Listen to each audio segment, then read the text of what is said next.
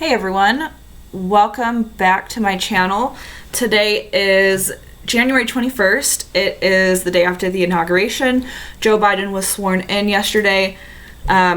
Geez, I'm sorry that there's such a glare off of my glasses. I have this really cool new light that really helps with keeping everything bright while I'm doing these videos, but unfortunately when I wear my glasses it just kind of bounces right off the glasses, which is unfortunate, but I can't see without them. So anyway, excuse the glare, but that said, today is January 21st. There's a lot going on politically in the US. There's a lot of people who are very emotional about what happened yesterday with Biden being inaugurated. There's people on the right who are very upset. There's people on the left who are shedding tears of joy. And I think that it would be beneficial for us to just kind of focus on things that are happening around us in regards to extremism, political militancy, and things that people can pretty much all rally around. And I think that's what I'm going to be doing today. There has been an update in, I guess, DOJ cases about something that I've been following for a while now. And that specifically is the background of Antifa militants. A lot of people who join Antifa groups, it seems, don't really have any military experience. I'm not saying that overall, categorically, they don't have military experience, but a number of people who do join these Antifa cells seem to be kind of everyday citizens who are politically active and have reached a point of political extremism to where they're willing to commit low-grade acts of terror and vandalism. That said, there has been in the past one individual who really struck my interest, and it just so happens to be here in my own backyard. Up in Denver, there's an individual by the name of Michael Windecker, who used to be a YPG transnational volunteer, which basically means that he was a volunteer soldier who left U.S. soil to go to Syria in order to take up arms against ISIS with the local militancy groups there. Specifically, he joined the YPG, which is a branch of the PKK. And for those of you guys who are unfamiliar with that group, the PKK is like a communist militancy group. They are found fundamentally atheist. That's not like any sort of religious group. They typically hold an atheist ideology, and communism is their preferred method of governing. They have been fighting against ISIS on the ground in Syria for quite some time now. And the PKK is actually designated a terror organization by the US, and their a branch of the PKK is the YPG. Kind of confusing for people who don't really follow this stuff, I know, but it's kind of just like a nice little summary of who these guys are. Anyway, Michael Windecker is a Denver area resident, that is in Colorado, and he has been referred to as a drill sergeant by Antifa on the ground. Specifically, there's one video in which the person recording, an Antifa press individual, he referred to Windecker as drill sergeant. At that time, Windecker had been walking up and down a militarized line of Antifa. Everybody was carrying shields. They were all in tactical gear. I want to say this was outside of one of the prisons in Aurora. I'm pretty sure it was in a prison. Anyway, that said, Michael Windecker has been on my radar, not because he's just any old Antifa member, but because he did leave the U.S. after establishing a life as something of a career criminal. He left the U.S., went to Syria, joined forces with the YPG, became trained as a soldier through unusual training channels. Obviously, it's not like just joining the military and you go through like a psychological check, you go through a physical fitness check, and then you get installed into the army. He kind of just like went over there and took up arms. So he is a trained soldier. He did, work with individuals who used high capacity rounds in order to fight ISIS. I mean, real actual battleground experience. And this guy is now for lack of a better word, leading Antifa up in Denver. And I found that really interesting because it was the first instance that I had seen of people with a background in insurgencies.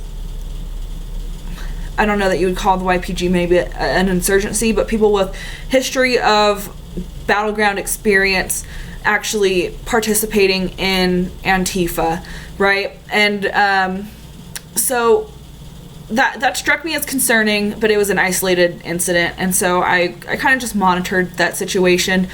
Now there has been another individual in Florida who has been linked to both Antifa and the YPG, which we're starting to, I mean, now it's not just an isolated incident with Michael Windecker. Now we have another individual who has that background, and I'm going to be very closely monitoring the arrest records and participation of Antifa members because I want to find out if there are other individuals who participated as a transnational volunteer that are now on U.S. soil, seeding the grounds for political extremism and upheaval. So that said, like I usually do, I'm just going to kind of go through this article that I've written here on my site. You guys can find it at thenomanzone.com. It's one of the first articles on the articles page because I just published it. But that said, you guys can read it if you prefer reading. Like I said, I've said this so many times, but I know some people just prefer to listen to things. So here we go. A man from Tallahassee, Florida has been arrested for making a call to action advocating violence against protesters at the Florida State Capitol on Sunday, January 17th.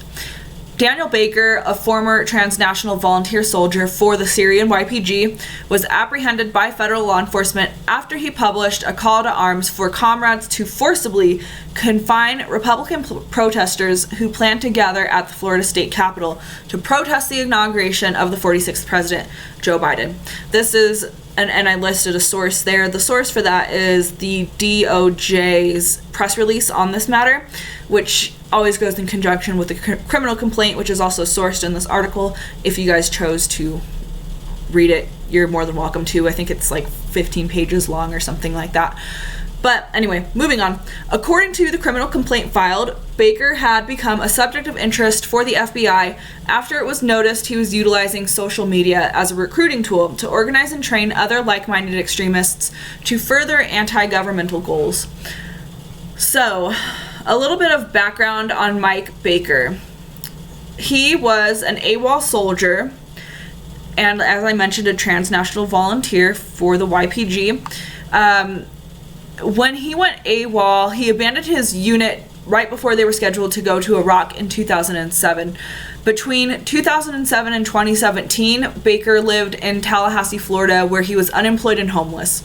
So one of the theories that I've read on papers about transnational volunteers is that they struggled to fit in to their society at home, and in order to feel like they had a place, in order to feel like they had meaning, a lot of these transnational volunteers traveled to Syria in order to participate in the war against ISIS.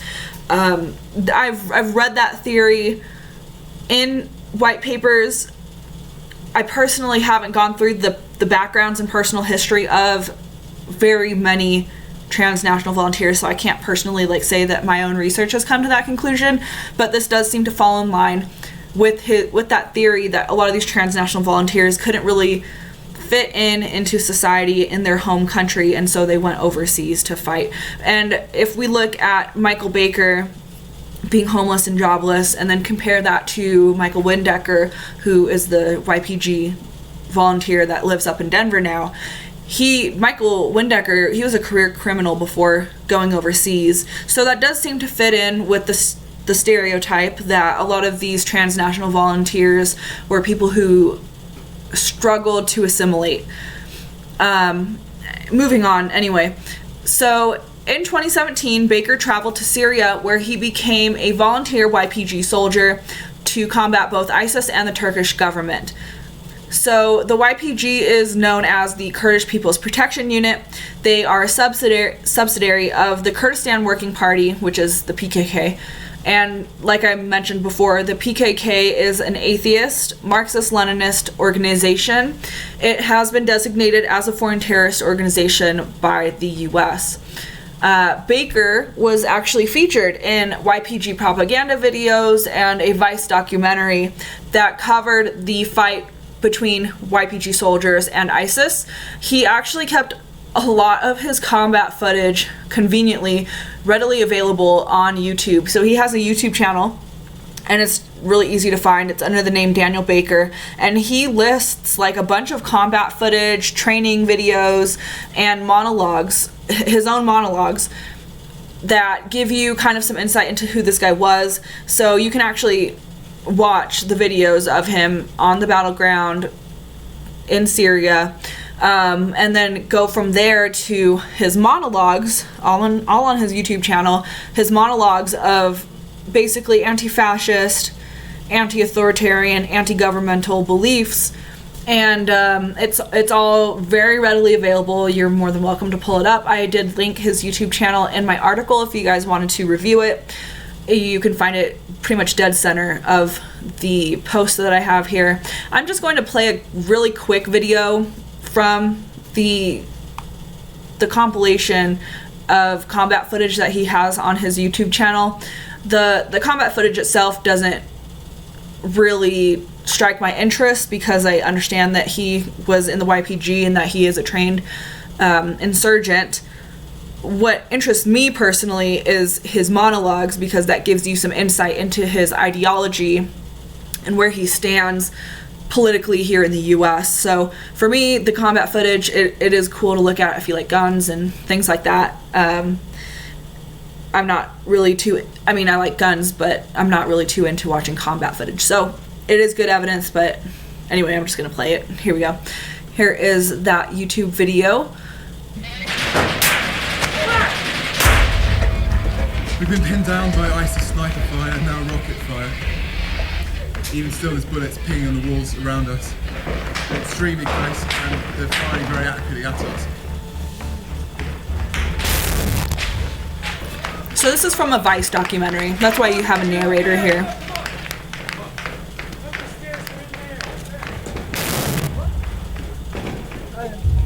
ISIS fighters had crept into the bottom of the garden, where they suppressed the SDF from close range. Everyone huddled in the central stairwell for cover. Worried that ISIS are about to take the building, the YPG fighters plan their retreat. Either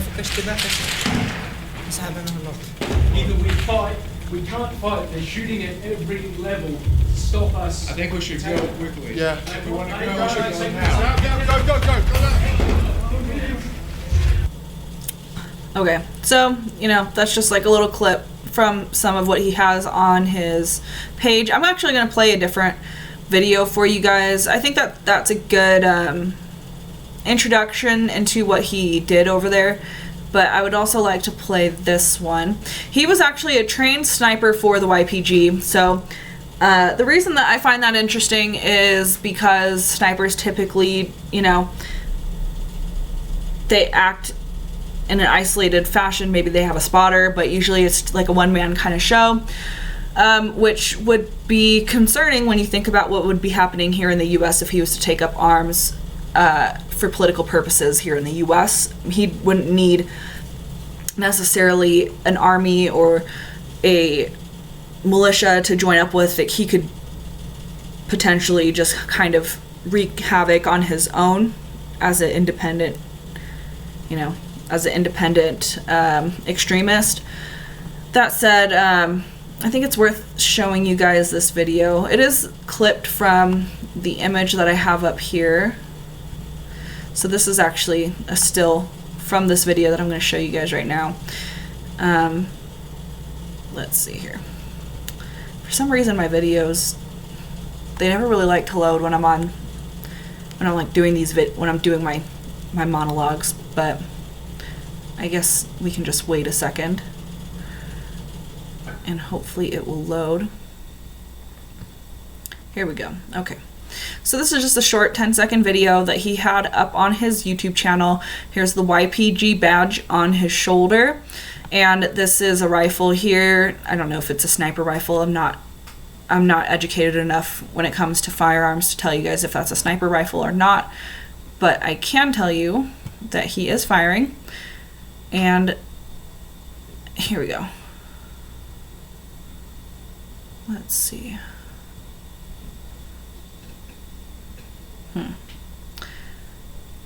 Of course. I don't know what it is about internet here.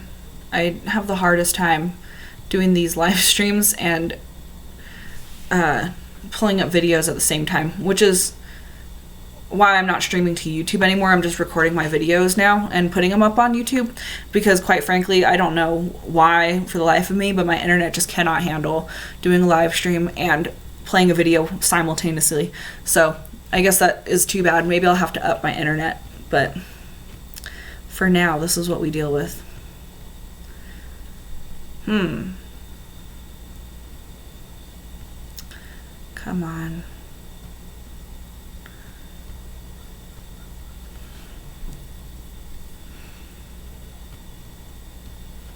Let's see. Maybe if I reload the page, it will work. Either way, I think you guys get the message. This guy had joined basically an insurgent militia, and now he's back here on U.S. soil. I do find it really interesting now that there's been 2 former YPG transnational volunteers to join hands with ISIS. Like I mentioned before, the PKK is a communist organization. I mean, they're not really an organization. They're a communist militia, essentially. But Antifa is anarcho-communist, and they do operate more like urban guerrilla warfare tactics. Like, they're not really setting off bombs. They're not really, in the sense of like massive pipe bombs. They're not using mortars. They're not open carrying weapons. But they are wreaking low-grade destruction in the form of like vandalism and tagging, and all of it is really designed to slowly wear down the resistance to their movement. For example, if they were to come out, let's say with firearms, and full tactical gear in the sense of bulletproof vests and things like that, and actually, begin firing upon some sort of federal building that they are opposed to, they would instantly receive pushback, right? That said, what we're not seeing from these Antifa individuals right now is we're not really seeing very serious pushback against what Antifa is doing today. And regardless of whether or not they're using firearms, we are seeing a bend in the will of people to fight back, right? And when I say fight back, I don't mean like go out into the streets and have like a full-blown like skirmish with Antifa. What I mean by that is we don't see people resisting their ideology online. We don't see people resisting their ideology in towns where they are prevalent. For example, today, just the other day, I personally had a conversation with somebody who I'm not going to name them, but I knew them from school a while back, and we were having a conversation, and she said, I don't really agree with some of Antifa's tactics, but I do agree with their message and their ideology. And that is pretty much exactly what I mean when I say that people are not willing to push back necessarily against what this group is doing, because they're not going out and killing people. They're not taking hostages. They're not using, obvious violence against, just everyday citizens, right? But they are using certain types of violence, such as, using mortars against police officers, but their ideology is that police are bad. And because they're not, maybe because they're not taking up arms against police officers, people think that, well, it's not that bad, it's not that big of a deal. I could agree that, we probably shouldn't have so many police. Maybe I don't agree with their vandalism, but I do agree with why they're doing it. And so in that sense, they look the other way. And this is exactly why I find Antifa so concerning, is because people, they look at the tactics and they say, okay, well, this isn't that bad, and we understand why they're doing it, so it's okay. Finally this video starts to load. But because they are able to present their ideas and not receive pushback from most of the mainstream media, from many politicians, they are able to gain ideological ground without ever pulling out weapons. Now, the reason that I find these YPG individuals who are embedded in Antifa so interesting is because these individuals do have, insurgency experience. They do have battleground experience. And I don't want to speculate on the reason why they choose to become a part of Antifa, but it is possible that they feel they have something to offer by being a battleground insurgent, right? Not in the sense of urban warfare, not in the sense of guerrilla warfare, but in the sense of open battlegrounds and open conflict. I think that the fact that these people are embedding themselves into what has until now been a low-grade insurrection, we're seeing the potential for escalation. That's why I find this so interesting. Anyway, I'm just gonna play this video really quick and stop talking so you guys can watch it. You've probably already been watching it while I'm talking. But like I said, this is a YPG badge here on his right arm. He's using a scope. He's on the battlefield. He is fighting ISIS, which, we all know that they are well armed. And this is an individual who came back to the US and became politically active and became politically extreme and began spreading that ideology to other people that he came into contact with, which is what I'm about to get into now. So, like I said, I'm not super into watching battleground footage, but I am very interested in psychology. I am very interested in the ideologies that these people carry and the ways that they choose to promote that ideology.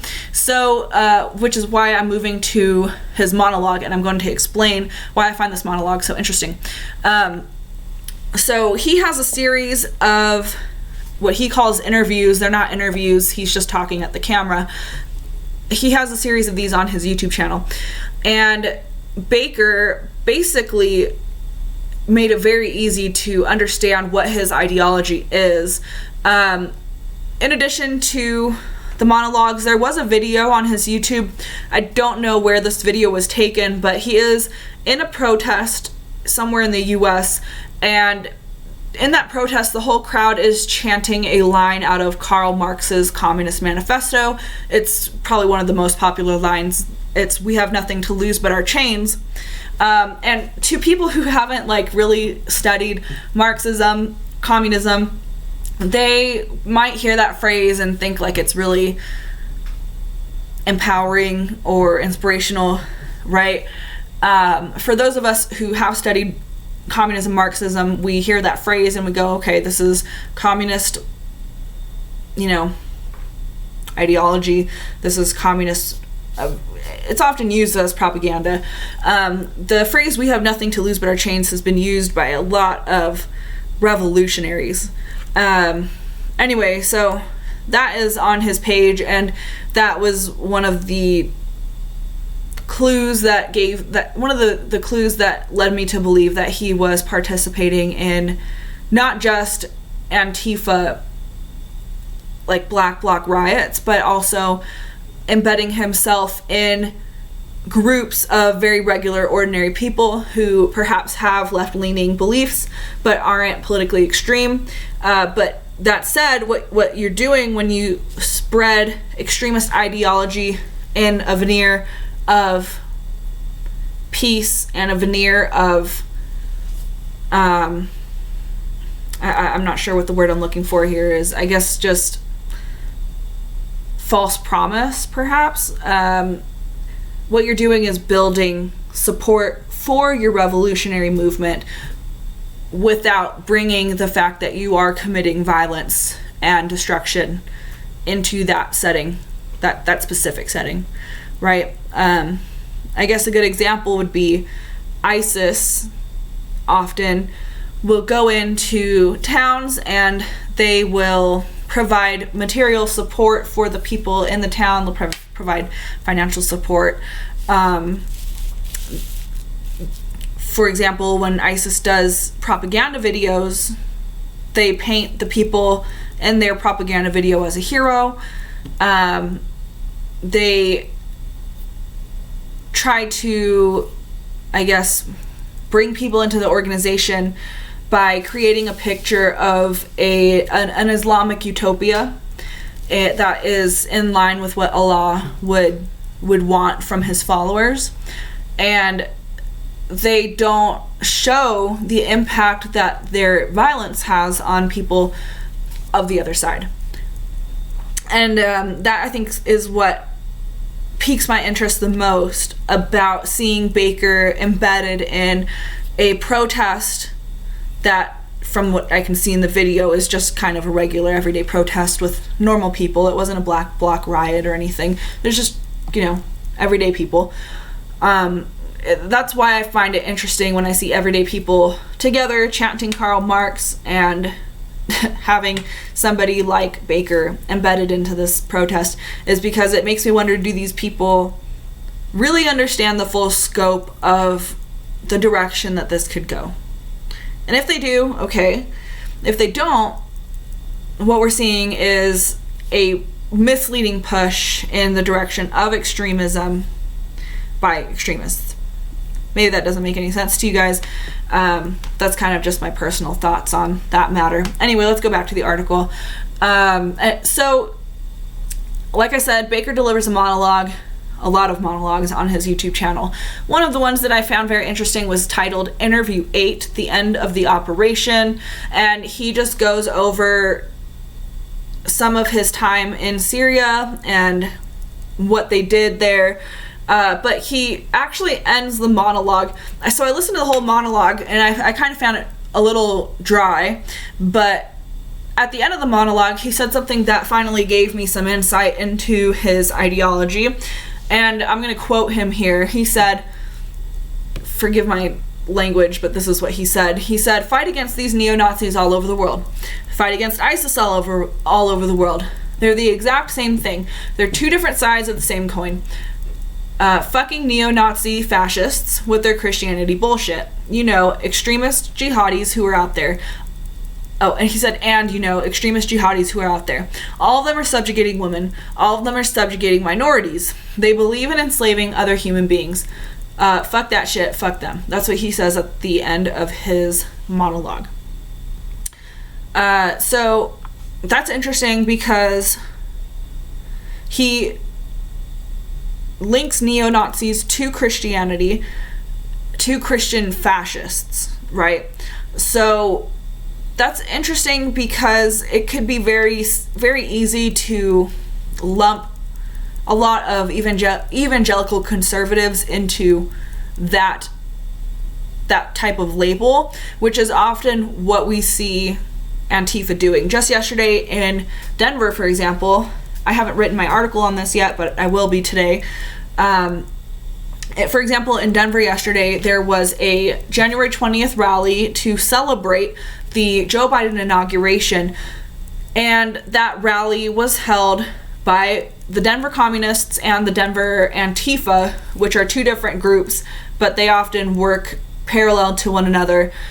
They threw the event, and when they got to the courtyard outside of the Denver Capitol, there were two evangelical, I don't know, Christians or Catholics, but two evangelical people who were there, and they were holding pro-life signs in order to advocate for pro-life and anti-abortion policies. So they were just kind of standing there, and they were holding their signs, and then Antifa sees them, and they actually walk over in a mob to these two individuals, and they called them fascists. I don't know if they called them neo-Nazis, but they did call them fascists. And they ended up stealing one of the individual signs and basically forced them out of the area. But this is a really good example of how Antifa perceives people who hold strict Christian, strict Catholic beliefs as fascists. So I found that interesting because Baker also lumped Christianity in with fascism without specifying what he meant there. It was just a very blanket statement. So it seems that Baker believes that fascism, Christianity, and neo-Nazis are very parallel. And what he did, the reason he was arrested, is because he was plotting like a call to arms online to forcibly confine Republicans who were protesting the Biden inauguration. I think it's a typical stereotype that Republicans in the US are typically like Christian conservatives or Catholic conservatives. That's probably an accurate stereotype for the sake of conversation. But what we're seeing there is that he actually did take steps to take action against what he saw as fascism, and that resulted in his arrest. So what proof do we have that Baker was Antifa? Let's get into it here. Baker participated in Antifa's Capitol Hill Autonomous Zone. For those of you who remember the Chaz, it was the nightmare of 2020. I mean, there was a lot of things that happened in 2020, but Chaz was wild. It was wild for me to watch because I knew what it was. It was an occupation that was very much a Marxist attempt at claiming land and promoting their ideas. But media and the Seattle mayor painted it as like this peaceful, the Seattle mayor literally called it a summer of love. And the media painted it like it was some sort of like street fair thing that the citizens just decided to throw on. And that's really not what it was at all. In fact, it was very much a trial run at a communist occupation on U.S. soil. At least that's my perspective. And there were, armed guards, there were people passing out guns, and Baker, he participated in that event. So according to the FBI criminal complaint, Baker actually traveled from Florida to Seattle in order to participate in the autonomous zone. He stated on social media that his purpose for going to Seattle was to participate in a revolution.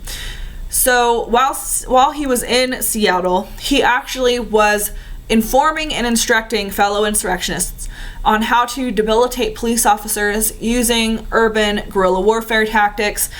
For example, throwing balloons filled with paint at police officers in order to blind them during their scuffles with Antifa and Black Lives Matter militants. So this is an important point here because this is another example of a former YPG individual taking a leadership role in American urban insurgencies, that basically trying to instruct others on how to be successful on in the field, right? So this is what we saw with Michael Windecker. We saw him kind of acting as a drill sergeant. We're seeing Baker do the same thing. It seems like they're seeking out, at least from these two isolated individuals, we obviously don't have enough examples to do like an accurate study of what they're doing, but just from these two individuals, what we can see is that they are attempting to utilize their past experience in Syria as a stepping stone to a leadership role in political extremism here in the US. So I find that very interesting. And the rest of this article here just kind of goes into the fact that this is not the first individual that we have seen as a YPG fighter. use their background to gain leverage and unify with Antifa here in the US. Not included in this article is something that a very well-educated and very experienced analyst sent me. There has been one other individual associated with both far left terroristic acts in their home country that formerly served as a YPG fighter. So in France, there's an individual by the name of Florian D. We don't have his full name yet, but that's what the police are referring to him as. His name is Florian D. And he was arrested by French police on terroristic charges in relation to, I believe it was bomb making and other far left militancies. But there was definitely some explosives that were involved, like explosive making material. But he was also a YPG fighter, a transnational volunteer. So that makes 3 individuals who returned to their home country and took up, kind of where they left off, just without the militia support, without the support of having fellow soldiers to, actually take up, firearms with. So that means that there is something of a trend. It's a little too soon to call it a trend, but we are definitely seeing people who were trained in Syria come back to their home countries and participate in political extremism in their own countries. So, excuse me, but I think that it's really worth continuing to look at.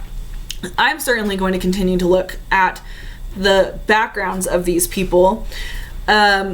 And I don't want to give a false impression that all of the Antifa participants have some sort of military training. Journalist Andy No has done a really good job of tracking the arrest records and mugshots of people who were arrested during the Portland riots, the Portland Antifa riots. A lot of these people have like everyday jobs. There's been teachers, there's been life coaches, there has been just people working retail and food and beverage.